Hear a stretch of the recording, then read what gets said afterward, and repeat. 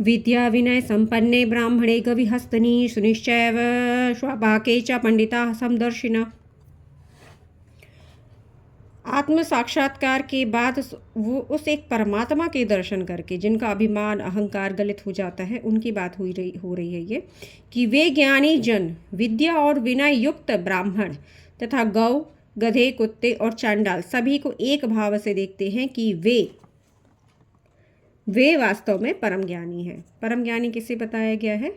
जिसने स्वयं को देख लिया है और उस एक परमात्मा के दर्शन कर लिए हैं, क्योंकि वही अहंकार को त्याग कर स्वयं एक परमात्मा में स्थित हो सकता है। तभी वह सभी में उस एक ईश्वर के जगदीश्वर के दर्शन कर सकता है। यद्यपि बाहर की प्रकृति तो 3 गुणों से युक्त होगी, लेकिन भीतर सभी के एक ही परमात्मा का वास है। इह वितर्जितः ये सर्गो येषां साम्ये स्थित मनः निर्दोषम ही समम ब्रह्मा तस्माद् ब्रह्मणि ते स्थिताः। जिनका मन समभाव में स्थित है, उनके द्वारा इस जीवित अवस्था में ही संपूर्ण संसार जीत लिया गया है। अतः उन्हें सच्चिदानंद घन परमात्मा में ही स्थित मानो। जीते जी जो समभाव में, जिसका मन समभाव में स्थित है, ना अच्छा ना बुरा, है ना, समदर्शी है जो, तो उनके द्वारा इस जीवित अवस्था में ही संपूर्ण संसार जीत लिया गया है। जब तक आप जीतने की आशा रखते हुए कामनाओं को करते जा रहे हैं, फल की इच्छा का त्याग नहीं कर रहे हैं, तब तक आप हार रहे हैं प्रकृति के सामने। जिस पल आपने इच्छाओं का त्याग किया, समर्पण कर दिया, उसी क्षण तत्क्षण आप जीत जाएंगे और आपके भीतर की जो गांठ है, ग्रंथि विभेद है, ग्रंथि छूट जाएगी और आपको आप में स्थित कर देगी, उस एक परमात्मा में स्थित कर देगी। यह मैं सत्य अनुभव के आधार पर ही बता रही हूँ। जिस पल आपने कामनाओं का त्याग किया संपूर्ण, कि अब मुझे कुछ नहीं चाहिए, मैं ये सब करने नहीं आई या नहीं आया, तत्क्षण आपका हृदय बुद्धि चित्त सब कुछ निर्मल हो जाएगा और आपकी हृदय ग्रंथि छूट कर आप उस एक परमात्मा में स्थित हो जाएंगे। न प्रहर्ष्येत प्रियं प्राप्य नोद्विजेत प्राप्य चाप्रियं स्थिर बुद्धिर सम्मूढ़ो ब्रह्मविद ब्रह्मणि स्थितः।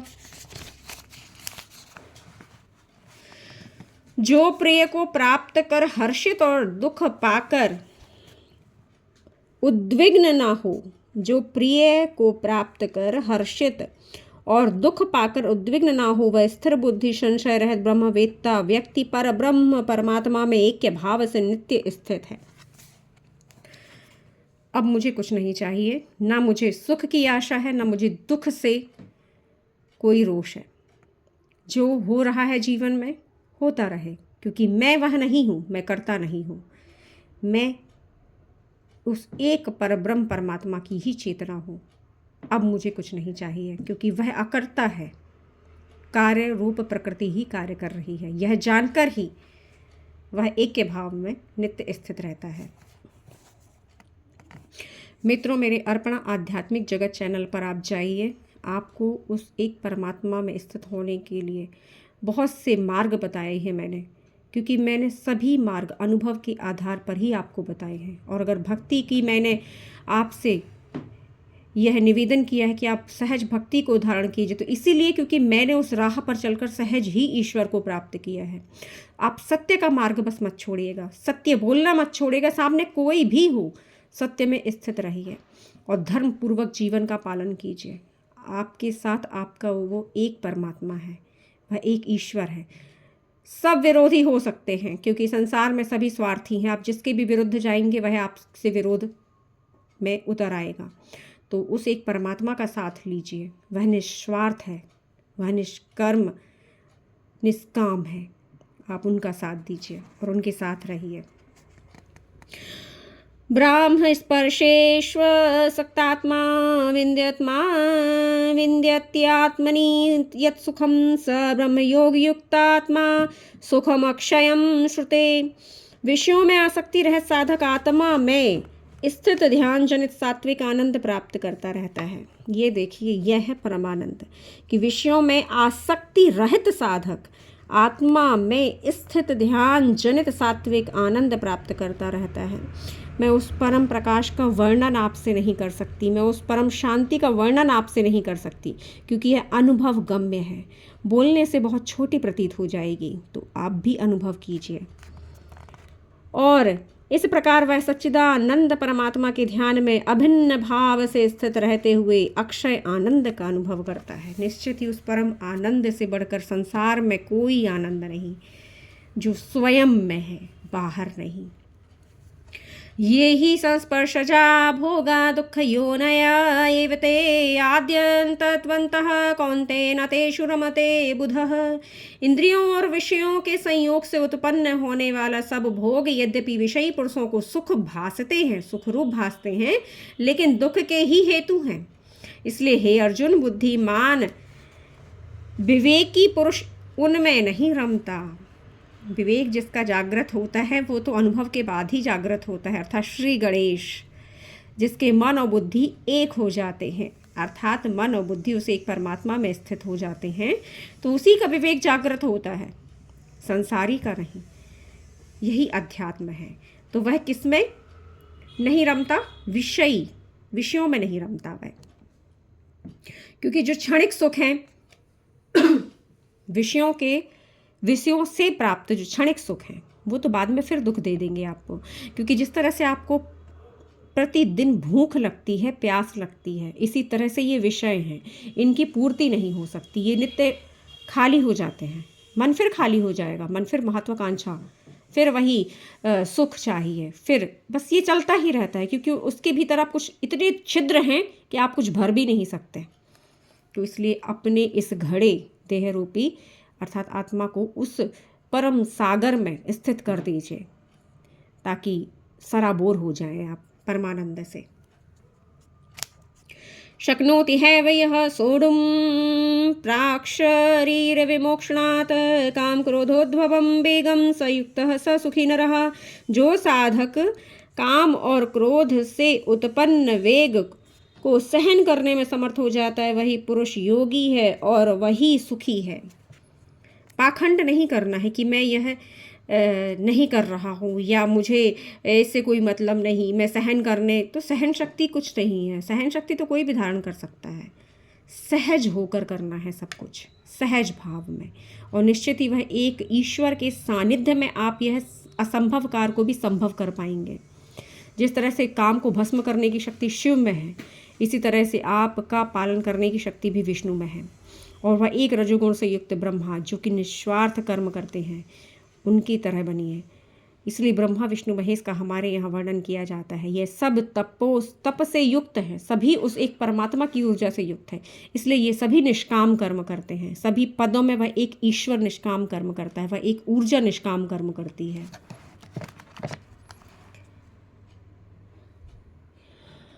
यो अंतः सुखो अंतरात्मात्मस्थान्त ज्योतिरेव यः स योगी ब्रह्म निर्वाणं ब्रह्मभूतोऽधिगच्छति। जो पुरुष अंतरात्मा में ही सुख वाला है, आत्मा में ही रमण करने वाला है तथा जो आत्मा में ही ज्ञान वाला है, वह सच्चिदानंद घन पर ब्रह्म के साथ एक ही भाव को प्राप्त करके ब्रह्म को प्राप्त होता है। ब्रह्मविद ब्रह्मैव भवति। ब्रह्म को जानने वाला भी स्वयं ही ब्रह्म हो जाता है। तो जो पुरुष अंतरात्मा में ही सुख वाला है, आत्मारामम सुखम, आत्मा राम में रमण करो, आत्मा राम में सुख की प्राप्ति है, इसीलिए कहा गया है। आत्मा में ही रमण करने वाला है तथा जो आत्मा में ही ज्ञान वाला है, वह सच्चिदानंद घन पर ब्रह्म के साथ एक ही भाव को प्राप्त करके ब्रह्म को प्राप्त होता है, निश्चित ही होता है। लभन्ते ब्रह्म निर्वाणम ऋषयः क्षीणकल्मषाः छिन्नद्वैधायातात्मानः सर्वभूत हिते रताः। जिनके सब पाप नष्ट हो गए हैं और सब संशय समाप्त हो गए हैं, जो संपूर्ण प्राणियों के हित में रत हैं और जिनका मन निश्चल भाव से परमात्मा में स्थित है, वह ब्रह्मवेत्ता पुरुष ब्रह्म को प्राप्त होते हैं। जब तक आप स्वयं को नहीं जानते, स्वयं को नहीं देखते भीतर शिव नेत्र के द्वारा, तब तक आपके संशय रहित आप नहीं हो सकते। कोई ना कोई संशय बना रहेगा, क्योंकि मन और बुद्धि अपना काम कर रहे हैं और आप उनके अधीन हैं। जिस क्षण आप स्वयं को देख लेते हैं, उसे एक परमात्मा को देख लेते हैं, आप तत्क्षण प्रकृति को भीतर से छोड़ देते हैं, क्योंकि प्रकृति तो अपना कार्य करेगी निश्चित ही। जब तक आपकी आयु संपूर्ण नहीं होती तब तक तो प्रकृति अपना कार्य करेगी आपके गुण भाव के अनुसार, लेकिन आप निष्काम हो जाएंगे, क्योंकि आप सब कुछ परमात्मा को समर्पित कर देंगे और निष्काम कर्म करना प्रारंभ कर देंगे, तो वह आपको विचलित नहीं करेगी और आप ब्रह्म में स्थित हो जाएंगे। यह ब्रह्म भी एक पद है, जीव जिसको कहते हैं या बीज कहते हैं, उस बीज में आप स्थित होकर उस एक परमात्मा को प्राप्त कर लेंगे। काम क्रोध वियुक्तानां यतीनां चेतसाम अभितो ब्रह्म निर्वाणम वर्तते विदितात्मनाम। काम क्रोध से रहित मन को जीतने वाले आत्मज्ञानी भी सब ओर से शांति और परमात्मा को प्राप्त होते हैं। आप इस तरह से तो काम क्रोध को नहीं जीत पाएंगे, किंतु वह एक ईश्वर के सानिध्य में आपकी मन, बुद्धि, चित्त, अहंकार, इंद्रिय सब जीत लिए जाएंगे, क्योंकि हारना है। भीतर आप हार जाइए, बाहर आपका जीता हुआ है सब, बस काम सिर्फ इतना है। और जब तक आप बाहर जीत की आशा रखते हैं, विजय की आशा रखते हैं बाहर, तब तक आप भीतर हार रहे हैं। आजमा कर देख लीजिए इस चीज़ को। स्पर्शान् कृत्वा बहिर्ब्राह्म्याश्चक्षुश्चैवान्तरे भ्रुवौ प्राणापानौ समौ कृत्वा नासाभ्यन्तरश्चारिणौ यतेन्द्रियाय मनोबुद्धिर्मुनेर्निर्मोक्षपायणाः विगतेच्छा भयक्रोधाय सदा मुक्तेव सः।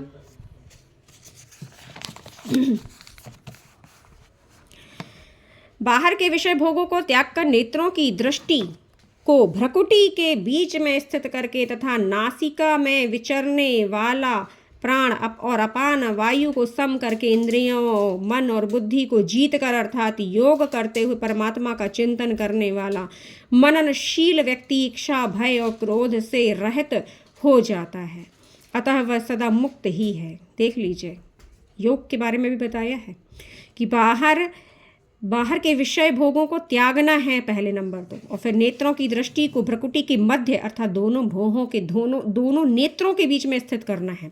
तीसरा नेत्र किसके बीच में स्थित है? आपकी उस जहाँ पे आप तिलक लगाते हैं, हमारे धर्म में इसलिए तिलक लगाया जाता है, उसे पूजा जाता है शिव नेत्र को बाहरी तौर पे, ताकि आपका जो ध्यान है वहाँ केंद्रित रहे। और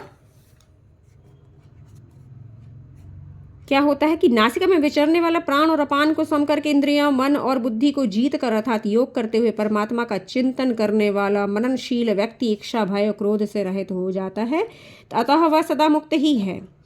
भोक्तारम यज्ञ तपसाम सर्वलोक महेश्वरम सुहृदय सर्वभूतानां ज्ञात्वा माम शांति मृक्षति। मेरा भक्त मुझे सब यज्ञों और तपों को भोगने वाला, सभी लोकों का ईश्वर, स्वार्थ रहित, दयालु और प्रेमी ऐसा तत्व से जानकर शांति को प्राप्त हो जाता है। जब आप देख लेते हैं कि आप कुछ नहीं कर रहे और वह एक परमात्मा भी कुछ नहीं कर रहा, सब कुछ प्रकृति कर रही है, आप शांति को प्राप्त हो जाएंगे। क्योंकि जब आप कुछ कर ही नहीं रहे हैं तो कौन से फल की इच्छा करेंगे? कौन सा फल आपको चाहिए? क्योंकि आप तो सच्चिदानंद घन हैं, स्वयं में ही आनंदित हैं, कोई चाह है ही नहीं, तो फिर दुख कहाँ है? तो बढ़िए स्वयं की ओर। इस प्रकार यह 5वां अध्याय भी पूर्ण हुआ। ओम तत्सदिति श्रीमद्भगवद्गीता उपनिषत्सु ब्रह्म विद्यायां योगशास्त्रे श्री कृष्ण अर्जुन संवादे कर्म संन्यास योगो नाम 5वां अध्यायः। मित्रों, मेरा आपसे हाथ जोड़कर निवेदन है कि आप अर्पणा आध्यात्मिक जगत चैनल पर जाइए, उसे सब्सक्राइब कीजिए और निरंतर उस एक परमात्मा से जुड़ने के लिए जो भी मैं आपको मार्ग बताती जा रही हूँ, आपके अध्ययन करवाती जा रही हूँ, स्वयं के चित्त को शुद्ध करने के लिए, मन बुद्धि को शुद्ध करने के लिए, तो उस ओर अगर आप मेरे चैनल को सब्सक्राइब करते हैं तो नंबर बाय नंबर आपको सभी वीडियोस मिलते जाएंगे नोटिफिकेशन में, और आप उस एक परमात्मा से शीघ्र अति शीघ्र मिल पाएंगे, क्योंकि जानने वाला ही बता सकता है और जानने वाला ही पहुंचा सकता है। यद्यपि काम आपको ही करना है, किंतु मैं मार्गदर्शक की भांति निमित्त बनकर आपको आपकी, क्योंकि आप अगर पहुंच रहे हैं तो भी मैं ही पहुंच रही हूँ, क्योंकि एक के सिवा कुछ भी नहीं।